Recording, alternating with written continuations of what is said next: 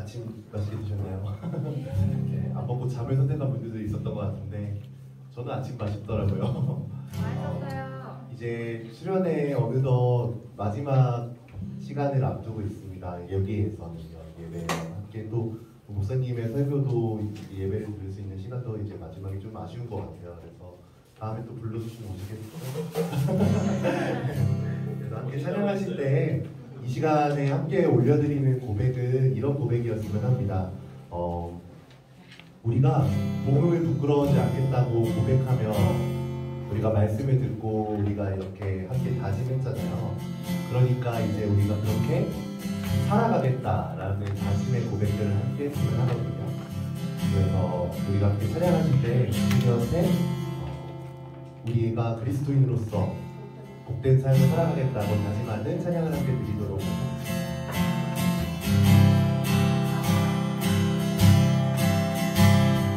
내 평생 사는 동안 주 찬양하리 여호와 하나님 내 주를 찬양하리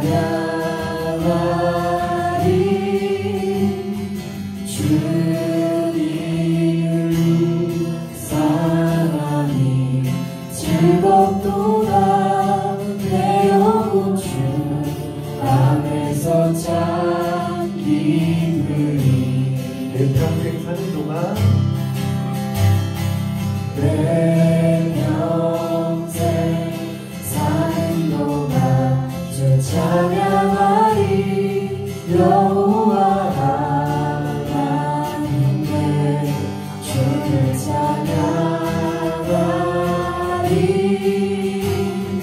주님을 사랑이 즐겁도다 내 영혼 주 안에서 참 기쁘니 내 영혼아 주님을 내 영혼아 주님을 송축하라 내 영혼아 주님을 찬양하라 내 영혼아 주님을 송축하라 내 영혼아 주님을 찬양하라 우리 영혼을 향한 고백으로 영혼을 향한 선포로 다시 한번 찬양하겠습니다. 내 평생 사는 동안 내 평생 사는 동안 주 찬양하리 여호와 하나님께 주를 찬양하리 주님을 사랑하리 즐겁도다 내 영혼 주 안에서 참 기쁘니 내 영혼아 주님을 송축하라. 내 영혼아 주님을 송축하라 내 영혼아 주님을 찬양하라 내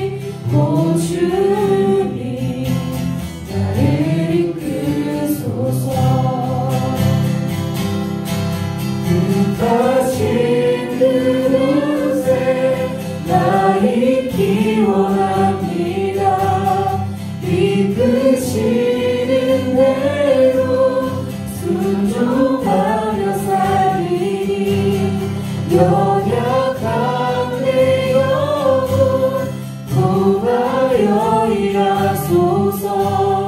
주님 나라와 그 뜻을 위하여 오 주님 나를 이끄소서. 이 찬양의 고백이 우리의 고백이 되었으면 합니다. 우리가 살아가는 그 모든 순간 주님이 말씀하시는 대로만 살아가기라 고백하시면 다시 한번 찬양해 봅시다. 주님 말씀하시면 주님 말씀하시면 내가 나가리라. 주님 뜻이 아니면 내가 멈춰서리라. 나의 가고 서는 곳 주님 뜻에 있으니 오 주님 나를 이끄소서. 뜻하신 그곳에 나의 기원합니다. 이끄시는 대로 순종하며 살리니 연약한 내 영혼 구하여 일하소서. 주님 나라와 그 뜻을 위하여 뜻하신 그곳에 나 있기 원합니다. 이끄시는 대로 순종하며 살리니 연약한 내 영혼 구하여 일하소서. 주님 나라와 그 뜻을 위하여 오 주님 나를 이끄소서. 거친 하루 날 향해 와도 주와 함께 날아오르리. 높은 가운데 나의 영혼 잠잠하게 물러. 거친 하루 날 향해 와도 거친 하루 날 향해 와도 주와 함께 날아오르리. 높은 가운데 나의 영혼 잠잠하게 주보리라. 거친 하루 날 향해 와도 주와 함께 날아오르리. 폭풍 가운데 나의 영혼 잠잠하게 주를 보리라. 잠잠하게 주를 보리라. 잠잠하게 주를 보리라.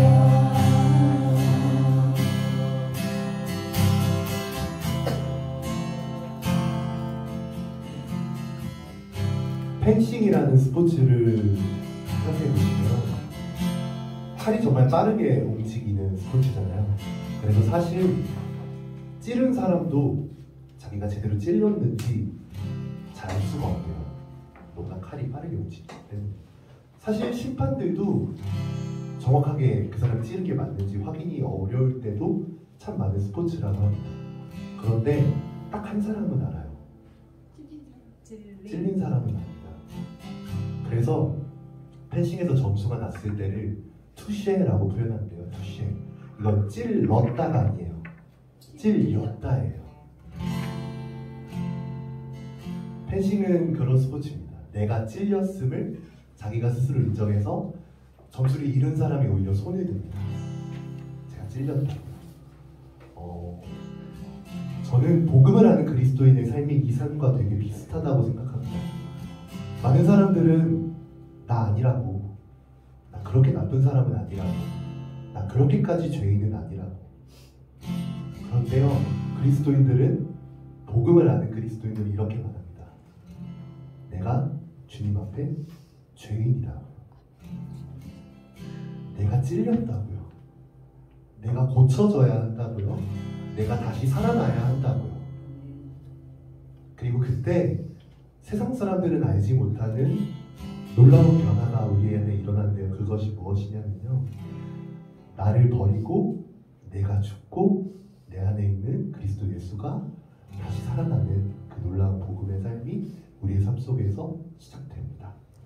이것이 복음을 아는 자의 삶이라 저는 생각합니다. 이 시간 함께 기도하실 때 분주한 마음들로 인해서 찬양을 어떻게 고백하셨을지, 이 찬양 가사가 여러분에게 어떻게 다가왔을지 잘 모르겠지만 전 이 찬양 가사처럼 우리가 앞으로 살아가길 원한다는 마음입니다. 뜻하신 그곳에 나 있길 원하고 이끄시는 대로 순종하며 살길 원하고 거친 파도가 날 향해 와도 폭풍 가운데 내가 거하는 것처럼 느껴질지라도 주님 말씀하시면 내가 걸어가겠습니다. 주님이 아니라 하시면 내가 멈춰 서겠습니다.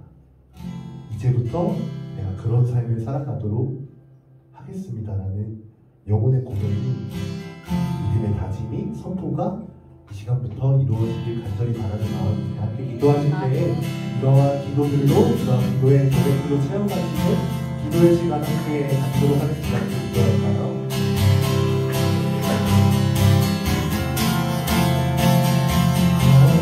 바로 날 향해 와도 주와 함께 나를 부르니 폭풍 가운데 나의 영혼 잠잠하게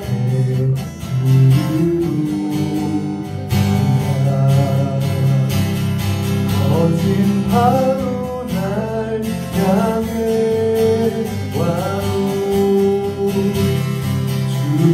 함께 나를 부르니 폭풍 가운데 나의 영혼 잠잠하게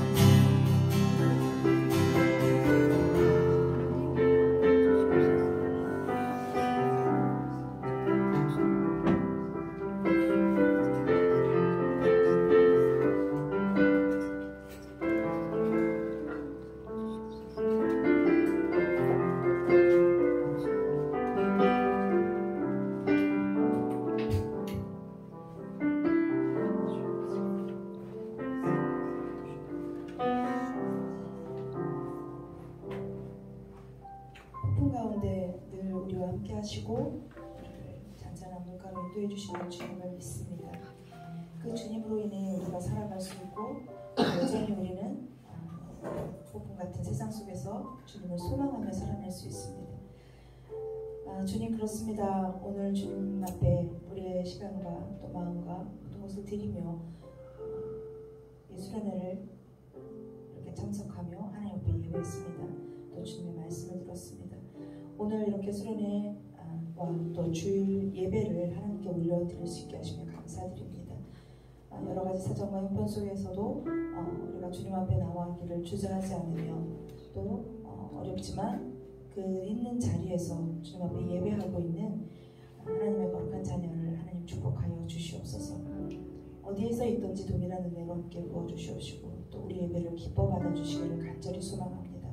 사랑하는 교수님을 통해서 또 목사님을 통해서 우리에게 귀한 말씀을 듣게 하셨으니 주님께서 끝까지 책임져 주시옵시고 또 우리의 수련회 또 물론 우리의 삶 모든 것까지 주님께서 주관하시고 인도해 주시기를 간절히 소망합니다.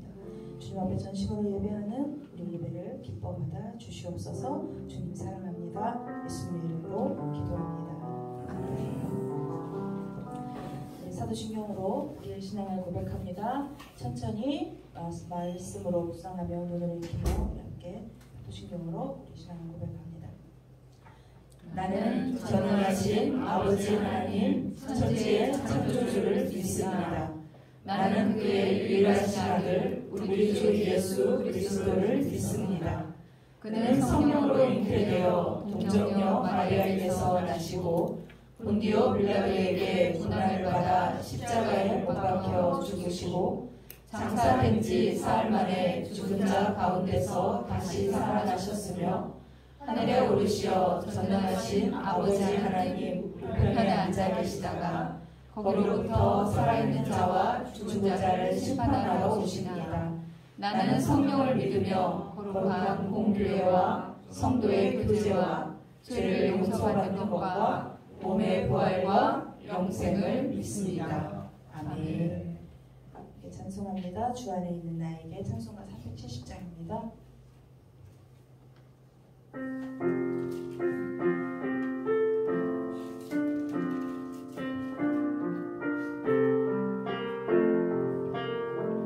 주 안에 있는 나에게 딴 근심이 있으랴 십자가 밑에 나아가 내 짐을 풀었네.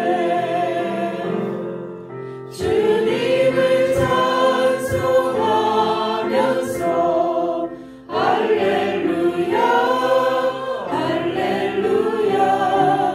내 앞길 몰고 오매도 나 주님만 따라가리. 그 두려움이 변하여 내 기도 되었고 전날의 한숨 변하여 내 노래 되었네. 주님을 찬송하면서 할렐루야 내 앞길 몰고 오매도 나 주님만 따라가리. 내 주는 자비하셔서 늘 함께 계시고 내 궁핍함을 아시고 늘 채워주시네. 주님을 찬송하면서 할렐루야 내 앞길 몰고 오매도 나 주님만 따라가리. 내 주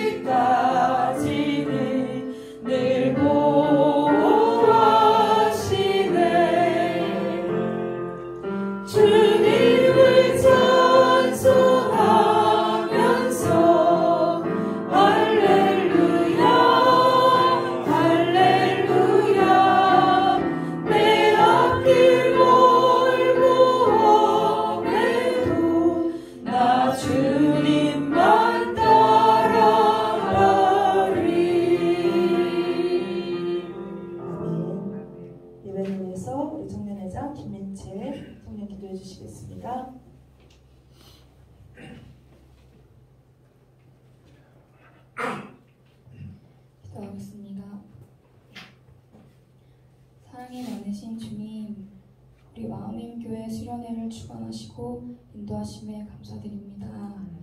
이곳에 오기까지 많은 손길과 섬김, 사랑이 필요했습니다. 다 함께하지 못한 아쉬움과 여러 상황들이 있었지만 언제 어디서나 동일하신 하나님께서 곳곳에 은혜를 베푸시고 채워주심에 주님 감사합니다. 우리의 필요를 보다 먼저 하시고 더 큰 계획으로 인도하시는 주님, 우리의 회복이 이번 수련회뿐만 아니라 매일 살아갈 때 주님의 날개 아래 거하기를, 그 사랑 안에 머물기를 우리가 끝없이 구하길 원합니다.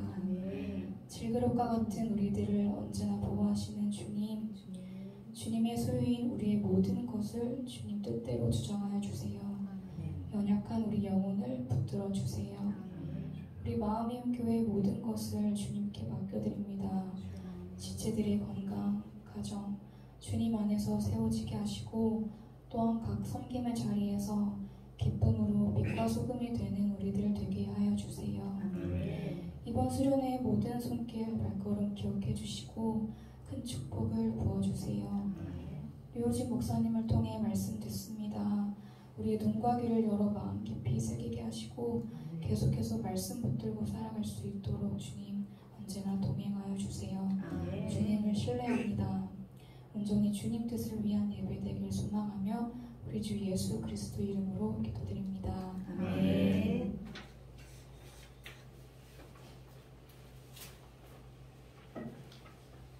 일이어서 저희가 시간이 참 짧습니다. 근데 더 짧지만 굵고 깊게 우리가 그 시간을 누렸다라고 생각합니다.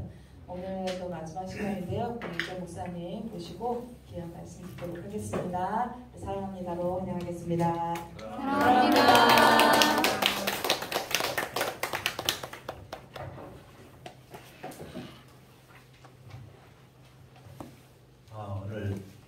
오늘 새벽 2시까지 깨어 있었던 분들 굉장히 힘든 시간이 되겠죠? 네, 그래도 이 시간이 끝이라 생각하시고 모든 일은 다 끝이 있다.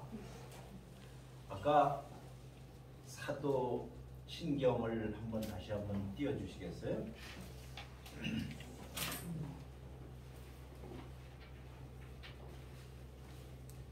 네.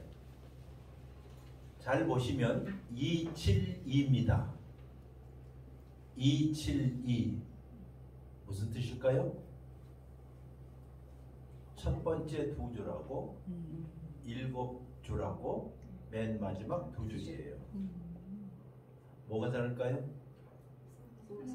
첫 번째 두 줄은 성부 하나님에 관한 것이고 7줄은 성자 예수님에 관한 것이고 마지막은 성령 하나님에 관한 글입니다.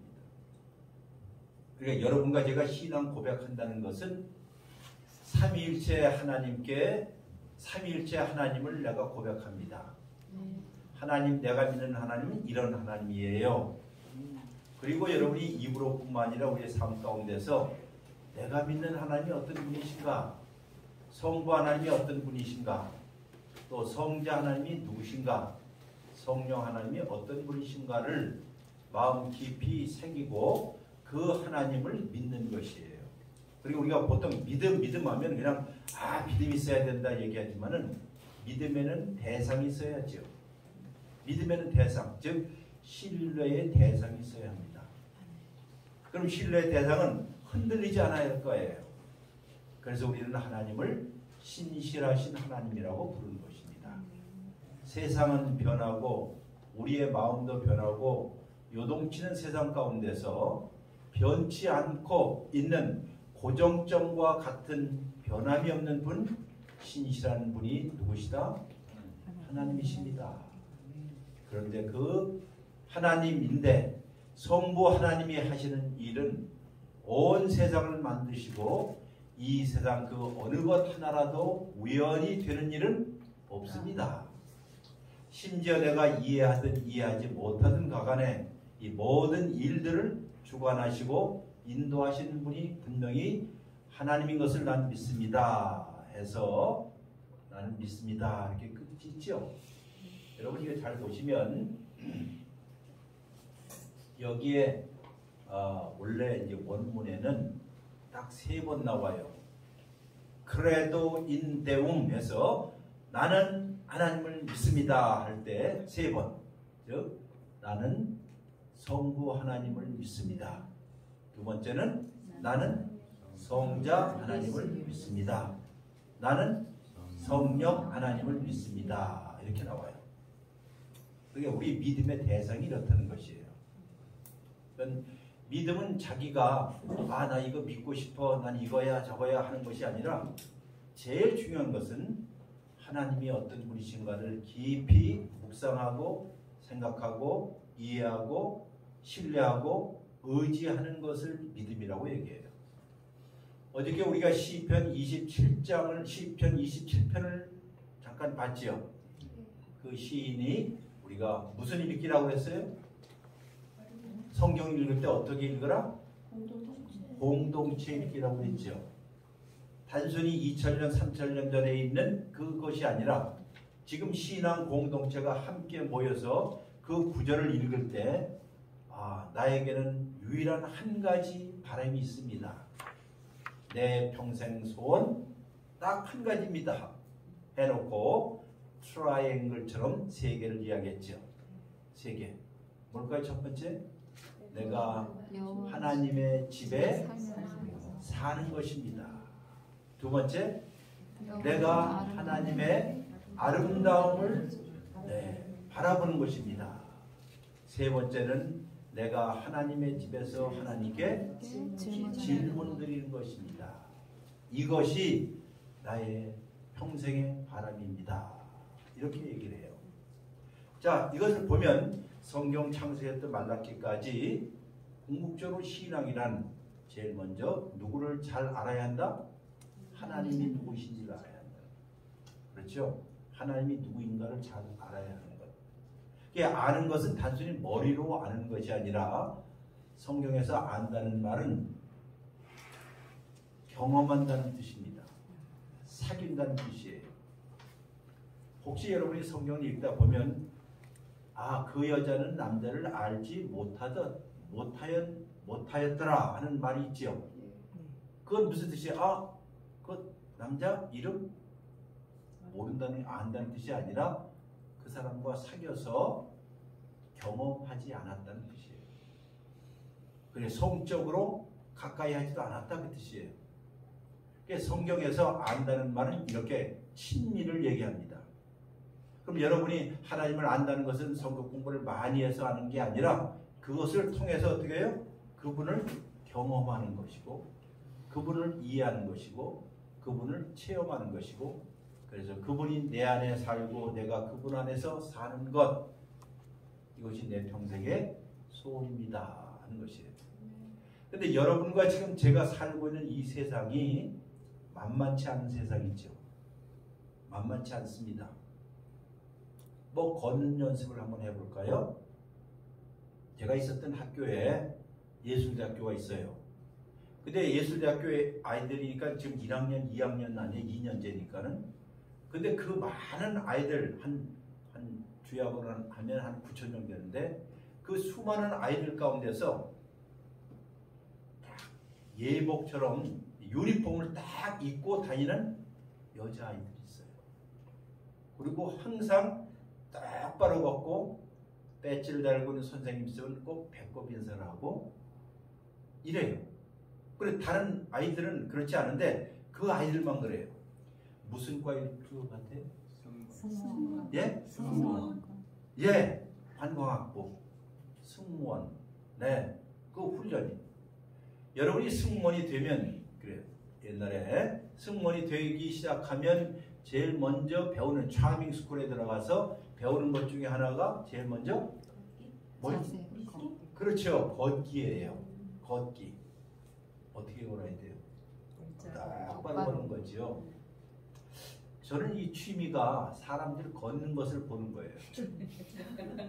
때때로 아파트 위에서 이렇게 내려다 봐요. 왜 저 사람은 갈지자 걸음을 걷지? 왜 저 사람은 오리 걸음을 걷지? 왜 저 사람 팔자 걸음을 걷지? 그거는 그 사람 하루아침에 그렇게 된 건 아닐 거예요. 네. 분명히 하루아침에 안 됐을 거예요. 맞아요. 걷는 것도 무엇이 필요하다? 예? 예, 훈련이 필요하죠. 예, 훈련이 필요해요. 똑바로 걷는 일들. 자, 제가 왜 이 말씀을 드리는 거 아니? 이 세상이 우리가 똑바로 걷기에 그렇게 편편한 땅이 아니잖아요. 위험천만한 땅이기도 하고, 또 걸을 때에 옆에서 놀다 가세요, 쉬었다 가세요, 이리로 오세요, 저리로 오세요 하고 끌어당기는 일들이 많아요. 왜 특별히 남자들이 삐뚤빼뚤 걸을까요? 왜요? 유혹이 많아서. 한잔해서. 그렇잖아요. 한잔하면 취하잖아요. 취하면 기준을 똑바로 못 잡아요. 자, 이런 은유를 사용하는 이유 중에 하나는 여러분과 제가 신앙인으로서 똑바로 걸어야 되는데 이 세상에는 우리로 하여금 취하게끔 만드는 것이 너무 많다는 거예요. 젊은 시절에 우리를 취하게끔 하는 게 무엇일까? 여러분 아실 거예요. 조금 나이 들어서 우리로 하여금 취하게끔 하여서 삐뚤빼뚤 걷도록 하는 게 무엇일까? 질문 안 해도 여러분 스스로 대답할 수 있을 거예요. 그것이 어떤 때는 돈일 수도 있고 명예일 수도 있고 아주 한참 젊은이들 섹스일 수도 있고 세상의 즐거움일 수도 있고 온갖 것들이 우리로 하여금 취하게끔 만듭니다. 그럼 취하면 갈짓자고로는 걷게 돼요. 자, 이런 세상 가운데서 우리가 똑바로 걷는 것을 보면 보통 쉬운 일이 아닐 겁니다. 성경 가운데서 성경에서 전체를 보면서 제가 학자로서 쭉 보면서 가장 마음에 와닿는 그 주제 단어 하나 있어요. 주제어. 상징어인데 한번 해보실까요? 길. 뭐라고요? 길. 네. 옛날에 G.O.D가 있었죠. 네. G.O.D가 부른 노래 가운데 길이 있었죠. 아셔요? 네. 아셔요? 네. 누가 안다고? 한번 불러보라고. 아는지 부르지. 예, 길이라는 그 노래를 봤어요. 여러분 G.O.D는 가시라고 부르면 안 됩니다.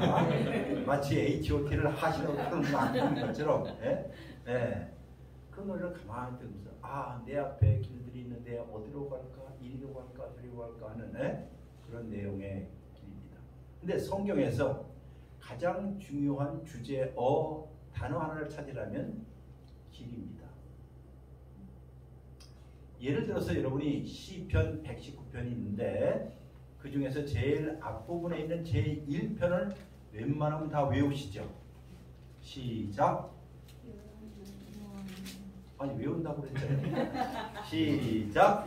복 있는 사람은 악인의 꾀를 쫓지 아니하며 죄인의 길에 서지 아니하며 오만한 자의 자리에 앉지 아니하고 이렇게 나오고 있잖아요. 그러면 요 세 가지를 보세요. 자, 진짜 행복한 사람이 누군지 아세요? 이렇게 질문하는 거예요. 그 시가. 진짜 행복한 사람은 악인의 꾀를 쫓는다는 말이 걷는다는 말이에요. 악인의 꾀를 따르지 아니하고 그 다음 죄인의 길에 서요. 그러니까 가다가 서. 그리고 오만한 자의 자리에 아예 주저앉아요. 그럼 뭘까요? 이게 길에서 그 길로 쭉 가다가 서다가 아예 거기에 주저앉는 게 아니라 전입신고를 해서 주민이 되는 거예요. 자, 그럼 그 옆에 있었던 아까 죄인이 되었든 오만한 자가 되었든 혹은 누구예요? 악한 자가 되었든 다 못해 우리를 꼬이고 놀다 가세요, 쉬었다 가세요, 여기서 사세요 하는 사람들에 관한 이야기예요. 그러니 그런 가운데서 똑바로 가는 일이 결코 쉽지 않다 하는 것을 가르쳐주는 성경이 시편 1편이에요. 그리고 이야기에 그 다음 말이 나옵니다. 그런데 그 사람은 진짜 행복한 사람은 하나님의 가르침을 즐거워하고 주야로 못한다? 아까 우리 노래 불렀지? 예? 언제 묵상한다고요? 주야로. 순수 한국말로는? 불란서어로는? 불란서 뚜레주 빵집을요 온종일이란 뜻이에요. 네? 그리고 뭐 좀 알고 좀 빵집에 들어가서 제발 덮어놓고 하지 말고 그래 성경도 열어놓고 아 이게 이런 뜻이구나 이렇게. 자 그러면 온종일이라는 말 비가 올 때나 눈이 올 때나 밝을 때나 어두울 때나 힘들 때나 괴로울 때나 시험을 들 때나 그렇지 않을 때나 한결같이라는 뜻이죠. 이 살면서 누가 참 좋은 사람일까? 참 친구 변함이 없는 사람이죠. 한결같다는 말 우리 한국말 무슨 뜻이에요? 그렇지요. 결이 한쪽을 쫙 고르게 하는 것. 이게 사람의 인품을 봐도 그렇잖아요. 우리가 살면서 제일 사실 사귀고 싶지 않은 사람이 누굴까요? 변덕스러운 사람. 예? 죽을듯이 그냥 부럭부럭하는 사람. 근데 어떤 사람은 이런 일 저런 일 당해도 한결같이 내 옆에 있어주는 사람. 그게 진짜 친구죠. 그러니 길을 갈 때에 신앙의 길을 갈 때에 함께 동행하는 그 동행자가 변함이 없이 한결같이 내가 어려울 때 나에게 위로를 해주고 격려해주고 아니면 그 사람이 힘들 때 내 어깨를 대신 대주고 이것이 바로 신앙 공동체의 모습입니다. 마음 이음교회 제가 처음에 이름 참 멋지네. 이음이라는 말 있잖아요. 있다는 말. 응? 그럼 있기 위해서는 서로가 연결되면 우리가 문양을 보면 여러분들이 다 옷 입으셨잖아요. 옷 입으면 여기 시줄과 날줄을 다 해서 직조를 하는 게 이겠죠. 근데 그 직조를 잘 보면 여기다 색깔을 넣으면 멀리서 보면 무엇이 보이죠? 문양이 보이죠. 색깔들이 보여요. 이와 같이 사람의 성격뿐만 아니라 신앙 공동체에도 문양이라는 게 있습니다. 한 사람 한 사람이 다 시줄, 날줄로 얽혀져 있어요. 그런데 시줄과 날줄이 모여서 멀리서 보니 온화한 문양이 있고, 그렇죠? 그 문양이라는 게 있지. 사람의 성품도 이와 같아요. 근데 이 문양과 성품을 만들어가는 가장 중요한 비결이 뭐냐? 오늘 거기 있는 것처럼 주야로 주의 말씀을 못한다? 묵상. 근데 묵상이라 하면 우리 한국 사람들은 가만히 앉아서 눈 감고 이렇게 그 묵상이 아니에요. 원래는 성경에 보면 아주 쉬운 얘기를 할게요. 묵상이라는 것은 씹고 뜯고 맛보고 즐거워하는 거야.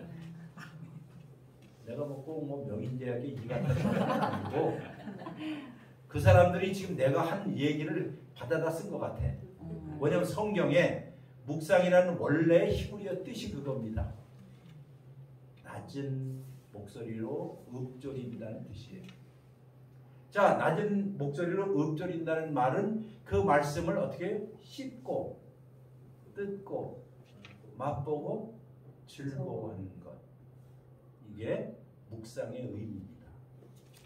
여러분들이 하나님을 묵상한다 할 때도 바로 그 뜻이에요. 하나님을 한번 잘 씹어봐요. 하나님으로부터 어떤 진액이 나오는가? 우리 여기 여러분들 가운데 그 외식 스테이크 하우스 가보신 일 있죠? 스테이크 좋아하세요? 네. 뭐 제가 지금 사준다는 건 아니고 스테이크 하우스. 한국에 스테이크 하우스가 뭐가 있나요? 이름이 아웃백. 말이 나와서 그런데 설교가 아니고 이렇게 우리가 수련회니까 내 얘기합니다. 아웃백이라는 말이 아웃이 저쪽이죠. 백은 어디예요? 저 뒤죠. 돌아오는 게 저 뒤. 백. 아웃백. 그러니까 그게 오지를 얘기해요. 오지. 그러니까 완전 깡 시골해서 사람이 살지 않는 저 외진 곳 오지. 그 아웃백이 어디냐면 호주예요. 호주에서는 해변가에 시드니라든가 멜버른 이런 데서 사람이 살고 저 호주가 어마어마하게 큰 나라예요. 대한민국 뭐 한 60배 이상 되는 나라예요. 자, 그러니 그 안쪽으로 들어가면 사람이 살지 않고 뭐만 살까요? 그냥 소나 이런 거. 그래서 나온 게 아웃백. 네? 그러니까 아웃백 들 때 뭐 알고나 좀 덮어놓고 들어가지. 물론 호주 사람이 한 게 아니라 미국 사람이 그 아이디어 얻어갖고 아웃백이라는 음식. 뭐 그러면 자 여러분이 이제 들어가서 시켰어요. 그럼 웨이터가 꼭 웨이트레스가 뭐라고 해요?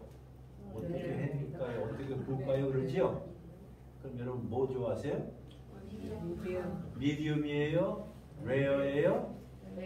웰던이에요? 미디움 웰던이에요? 우리 밑에 사면은 뭐 좋아해요? 미디움네요. 예? 뭐? 미디움네요. 아, 미디움 레어. 오.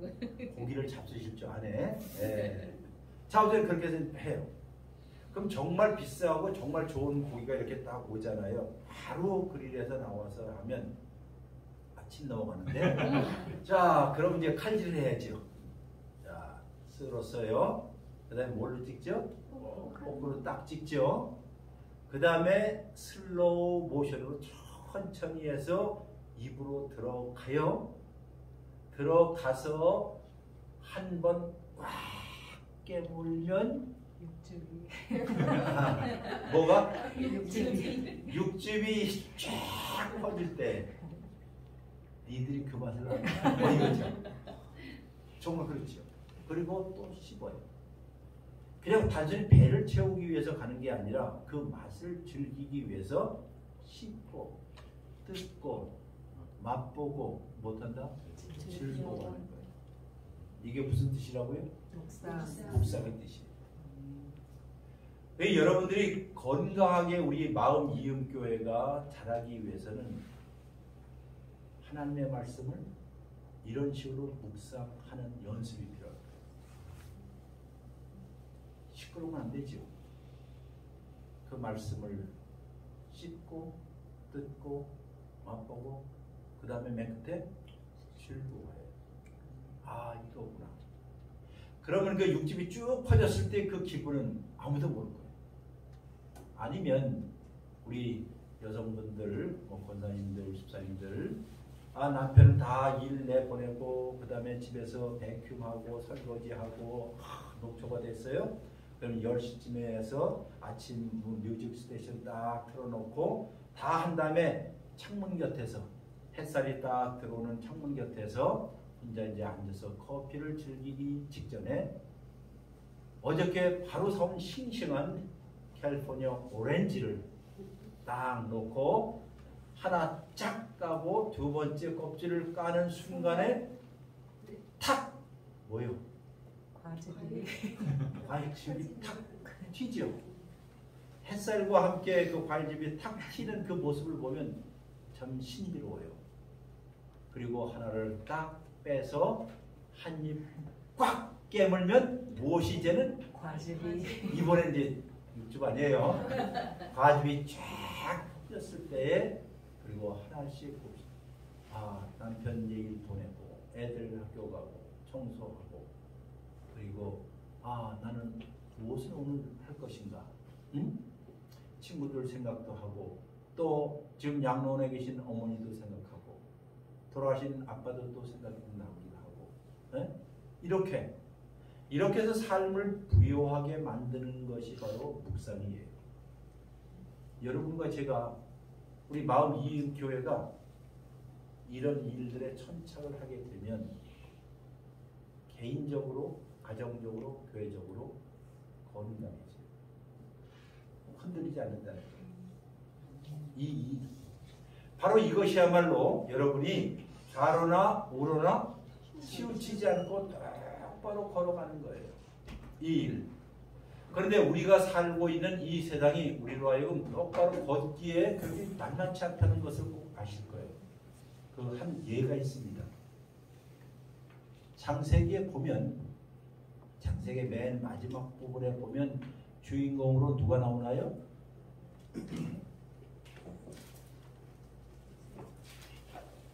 여러분들이 얼마나 성경을 안 읽었는가를 내가 시험하기 위해서가 아니라 그냥 얘기합니다. 자, 거기 아브라함 이야기도 나오죠. 그 다음 이삭 이야기 나오죠. 그 다음 야곱 이야기 나오죠. 그 다음 요셉 이야기가 나와요. 근데 요셉이 17살 때 타향살이를 시작했어요. 타향살이. 그가 타향살이를 하게 된 것은 자기가 원한 게 아니라 자기의 이복 형들이 자기를 미워해서 저 광야 한복판 사람이 없는 그 불 속에다가 웅덩이 속에 집어서 죽이려고 했었죠. 그러다가 이복 형의 제일 윗형인 르벤이 저거 그래도 우리가 살려줘야지. 아주 미워도 그러면서 그 요셉을 팔았어요. 어디로 팔았죠? 애굽으로 팔았어요. 저 팔레스타인에서 애굽으로 팔았어요. 인신매매 팔려서 애굽으로 가서 그 나이가 몇 살? 17살이었어요. 17살 아직도 티네이저 때 아버지를 떠나고 아버지는 그 아들이 죽은 줄만 알았지요. 왜? 그 형들이 들에서 양이나 뭐 짐승 잡아갖고 그 아이의 옷을 다 뺏기고 피를 묻혀갖고 집에 가서 이 지금 맹수에 지금 뜯겨서 죽었습니다 하니까는 아버지의 억장이 무너지고 너무너무 괴로웠어요. 그렇게 아들을 잃어버렸습니다. 그러나 이 아들은 자기 17살 때 애굽으로 가서 살기 시작했습니다. 여러분 생각해 보세요. 낯설지요, 물설지요, 모든 것이 정말 비우호적이고 적대적인 곳에서 산다는 것이 어린 나이에 얼마나 힘들었겠어요. 또 여러분들이 성경을 아시다시피 또 유혹도 받고 또 모함도 받고 남의 집에서 일도 하고 모든 일들을 다 당했어요. 스토리는 이렇게 전개되면서 거기에 하나님이 나타나질 않아요. 여러분이 그 성경을 읽어보면 요셉의 삶을 쭉 보면서 뭐 하나님이 그에게 나타나서 야 힘내라 이런 거 없었어요. 그가 뭐 어디 교회 가서 뭐 은혜를 받고 내가 다시 살아야지 이런 것도 없었어요. 그저 딱 한 가지, 자기가 고향에서 살았을 때 배웠던 신앙 딱 한 가지, 하나님을 경외하는 일, 하나님을 두려워하는 일. 하나님은 신실하시기 때문에 내 인생을 분명히 함께 하실 것이라는 믿음 하나 가지고 살기 시작했어요. 그러나 하나님이 응답했나요? 응답한 건 아니었어요. 그렇게 살았어요. 거기서 우여곡절 끝 가운데 또 관공서에 취직해갖고 높은 자리에 오르죠. 근데 높은 자리에 오르면서도 결혼도 자기 마음대로 못했어요. 왜? 왕이 너 이 여자하고 결혼해 해서 결혼을 했어요. 그것도 애굽의 제사장, 이교적인 제사장의 딸하고 결혼시켰어요. 그러니 요즘 말해서 무슨 결혼이죠? 중매 결혼이요? 정량. 네? 국제 결혼. 그렇죠. 인종도 다르고 언어도 다른데 자 그리고 아들을 낳았습니다. 아들을 낳으니까는 마음에 맺혔던 한이 많을 거 아니에요. 자기 형에 대해서, 형들에 대해서. 그래서 그 아들의 이름을 이렇게 붙여요. 나의 모든 과거를 다 잊었으면 좋겠습니다 하는 의미에서 므낫세라고 졌어요. 여러분 그 이름이 남의 이름처럼 생각하지만 참 우리의 이름일 수 내 과거를 잊었으면 좋겠어. 내 고통스러웠던 과거를 그것이 부모의 관계든지 뭐 누구의 연인의 관계든지 어떤 사업자의 관계든지 뭐 등등 여러 가지 상처들이 있잖아요. 우리가 다. 그럼 무슨 생각이 들까요? 다 잊었으면 좋겠어. 다 잊었으면 좋겠어 해서 아들의 이름을 그렇게 졌어요. 두 번째 아들을 낳았을 때는 하나님 이제 이 아들을 통해서 많은 열매를 맺기를 원합니다 하는 자기의 소원을 담아서 또 이름도 지었어요. 이렇게 살다 사는데 그가 살고 있는 것은 애굽 땅이었고요. 자기의 본토가 아니었고요. 낯선 곳에서 사는 것이었습니다. 누구하고 비스름해요? 누구하고 비스름하죠? 에이, 공동체 읽기를 잘 못하시네. 누구의 이야기라고요? 우리들의 이야기다. 왜? 여러분과 제가 살고 있는 이 세상은 여러분과 저의 본토가 아니라는 뜻이에요. 하나님으로부터 와서 이 땅에 와서 사는 거 아니에요? 그리고 여기가 어떤 세상이에요? 낯선 땅이지요. 낯선 땅이에요. 아까 옆에서 놀다 가세요, 쉬었다 가세요 하는 인간들이 있었잖아요. 죄인들도 있었고 악인도 있었고 오만한 자도 있었고 뭐 하나님 믿어? 이렇게 살아야 돼 하고 여기 와서 살라고 하는 사람들이 엄청나게 많은 이 세상 가운데서 여러분과 제가 지금 신앙생활을 하고 있다는 것이에요. 신앙생활은 장난이 아닙니다. 신앙생활은 감정도 아니에요. 신앙생활은 그냥 느낌에 의해서 하는 게 아니에요. 정말 정신 똑바로 차리지 아니하면 쓰러지거나 넘어지거나 곁길로 가는 것이 신앙의 길입니다. 누가 그랬어요? 요셉이 그랬어요. 누가 지금 그러고 있다고요? 정말 영혼을 담아서 얘기하는 거예요. 네. 어느 날이라고요? 어느 날 곰곰이 홀로 생각하니 세상에 나 홀로 남겨져 있다라고 생각할 때가 있어요. 아무리 가까운 아내라도 아무리 가까운 남편이라도 내 심정을 모르고 이 세상에 나 혼자구나. 근데 내가 어떻게 걸어가야지? 어떻게 살아야지? 하는 생각이 들어요. 요셉의 이야기가 바로 여러분과 저의 이야기예요. 그래서 우리가 공동체 읽기로 성경을 그렇게 읽는 겁니다. 자, 이렇게 살다가 몇 세까지 살았는 줄 아세요? 요셉이 110세까지 살았어요.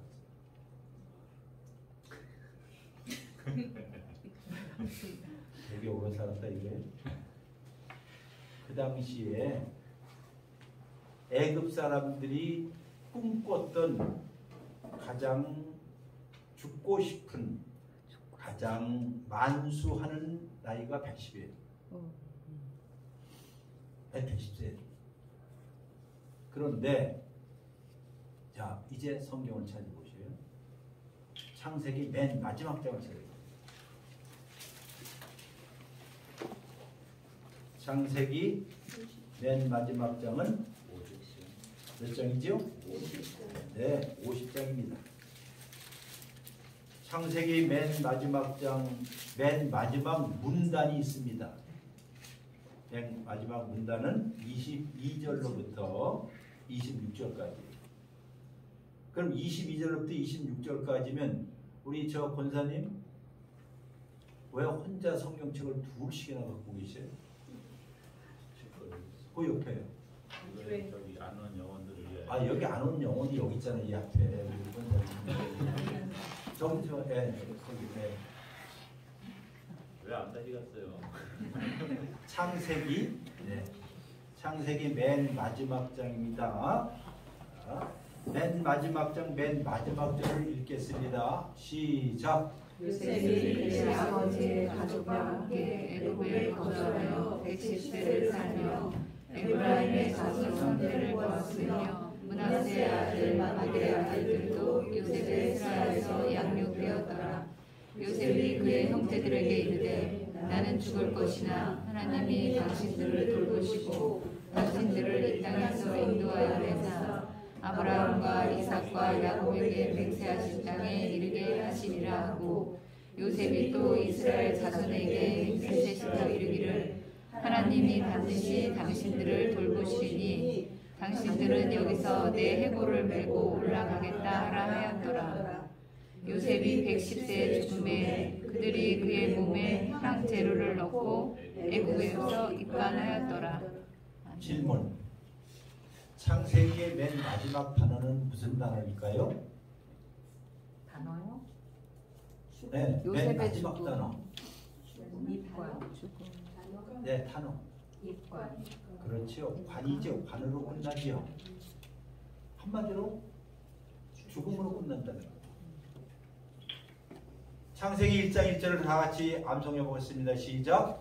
태초에 하나님이 천지를 창조하시니라. 그러면 머릿속에 야, 에덴 동산이 펼쳐지고 모든 것이 생명으로 충만하고 샬롬의 나라고 하는데 그렇게 시작한 책이 맨 나중에 무엇으로 끝나요? 죽음으로 끝나요. 그러면 생각이 있는 그리스도인이라면 이런 질문을 할 거예요. 어찌하여 생명으로 시작해서 무엇으로 끝나? 죽음으로 끝날까? 곰곰이 보니 우리 인생도 그렇잖아요. 생명으로 태어났다가 이제 어느 날 우리 다 죽음으로 끝나죠. 그렇게 끝나죠. 게다가 이 성경 이 26절 맨 마지막을 보면 원래 히브리어 성경으로 보면 맨 마지막 단어는 관이 아니라 애굽입니다. 애굽. 애굽에서. 자, 시작은 어디에서 했을까요? 에덴의 동산에서 시작했죠. 이제 끝은 어디예요? 낯선 땅, 이방 땅, 애굽에서 끝나요. 생명으로 시작했던 그 책이 맨 나중에는 죽음으로 끝났더라고요. 그리고 곰곰이 생각하면 아, 우리의 인생도 생명으로 시작해서 어느 날 무덤에 갈 날이 와요.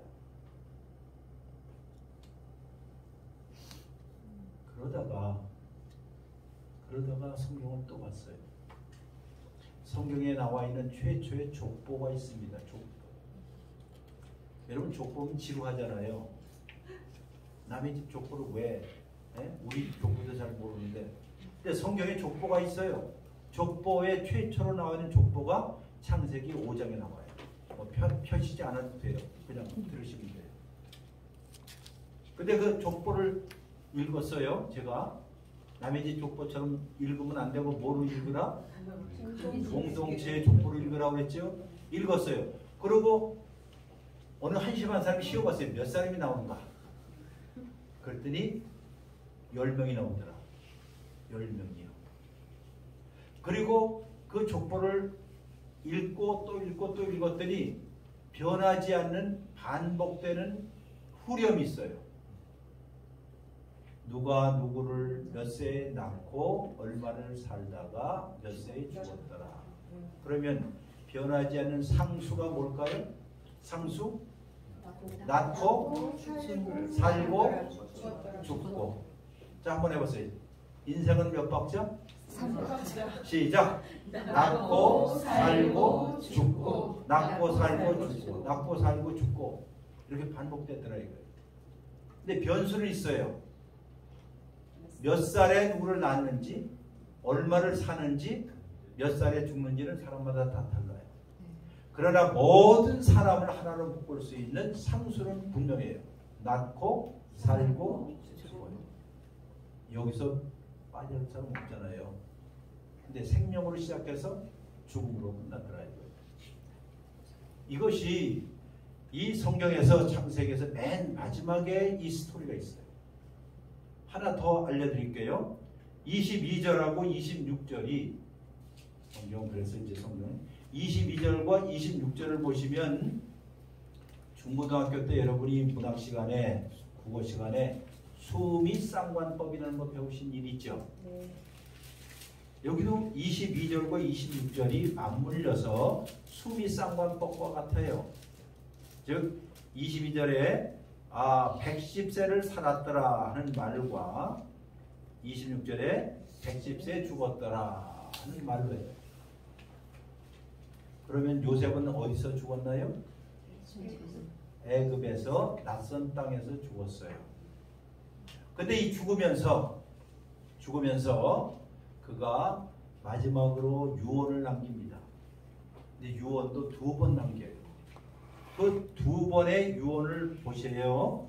24절과 25절이 유언입니다. 유언 보세요. 이렇게 있어요. 요셉이 그의 형제들에게 이르되 나는 못한다? 죽을 것이나 하나님이 당신들을 돌보실 것입니다. 25절 요셉이 또 이스라엘 자손을 맹세시켜 이르기를 하나님이 반드시 당신들을 돌보실 것입니다. 자, 여기에 이제 제가 하나 여러분에게 알려드릴게요. 이래서 이제 목사도 필요하고 신학자가 필요한 거예요. 요셉이 몇 번 유언을 해요? 2번 하죠. 자기 형제들과 자기의 이제 이스라엘 자손에게 뭐라고 해요? 나는 여기서 죽습니다. 나는 여기서 낯선 곳에 죽습니다.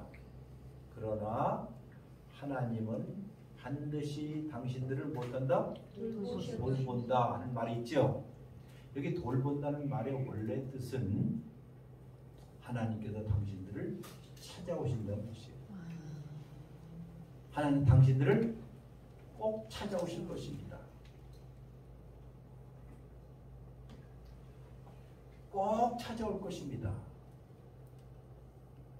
24절에 당신들을 돌보시라고 나왔는데 거기에 반드시가 빠져 있어요. 24절에 빠져 있거든요. 25절은 있지요. 이게 그냥 여담으로 얘기하지만은 여러분이 갖고 있는 성경책 개혁개정이거든요. 개혁개정의 감수위원이었어요. 내가 감수위원 하는데 감수위원 번역해서 감수위원을 하면서 제 3명의 교수와 이제 전문가가 감수를 하면서 감수를 하면서 저는 저 뒷부분 예언서 시편 이쪽이었고 한 교수님 이제 세상을 떠나가려고 할 직전에 있는 교수님이 이 앞부분이었어요. 그래서 제가 평소에 이 구절을 너무 좋아했기 때문에 그 교수님한테 요거 여기다가 반드시를 꼭 집어넣으세요. 당신도 알다시피 히브리어의 이 강조니까는 꼭 집어넣으세요. 라고 부탁을 드렸어요. 그때 그 양반이 깜빡하고 그저 여기 빠진 거예요. 그러나 중요한 것은 24절하고 25절에 똑같이 하나님께서는 반드시 당신들을 찾아오실 것입니다. 자, 결론이 이 말을 지금 요셉이 죽어가면서 하는 거 아니겠어요? 그러면 110세를 애굽에서 살았으면 17살 때 왔어요. 그러면 애굽에서 몇 년 살았나요? 93. 그렇죠. 빠르시네요 우리 권사님. 예, 산수가 빨라요. 93년을 애굽에서 살았어요. 저기 팔레스타인에서는 몇 년? 17년. 그러면 애굽에서 93년을 살았으면 요셉은 머리에서부터 발끝까지 애굽 사람입니까? 히브리 사람입니까? 100% 애굽 사람이죠. 왜? 거기서 공부하고, 거기서 대학원 나오고, 거기서 뭐 직장 다니고, 거기서 아이 낳고, 거기서 살았겠고, 그 다음에 고위 관료로 의관을 정지해서 어디 다닐 때는 100% 애굽 사람이에요. 누가 그를 보고 히브리 사람이라고 할 사람이 있다 없다? 없어요. 그런데 오늘 성경 보면 그가 110세를 애굽에서 거주하고 110세에 죽었다라는 이 말이 있은 그 가운데, 정 가운데 요셉의 유언이 있죠. 요셉의 유언이 마치 신앙 고백과 같아요. 겉으로는 누가 볼 때 다 애굽 사람이고 겉으로 볼 때 여러분과 저를 볼 때 다 그냥 보통 세상 사람하고 같아요, 달라요? 다 똑같아요. 뭐가 달라요? 다 똑같지. 그 사람들 먹는 거 나 먹고 뭐 하는 거 다 똑같잖아요. 그러나 여러분과 저의 심장과 중심에는 그들과 다른 것이 있어요. 그게 뭘까? 하나님을 신뢰하고 하나님은 반드시 우리를 못한다? 찾아오실 것입니다.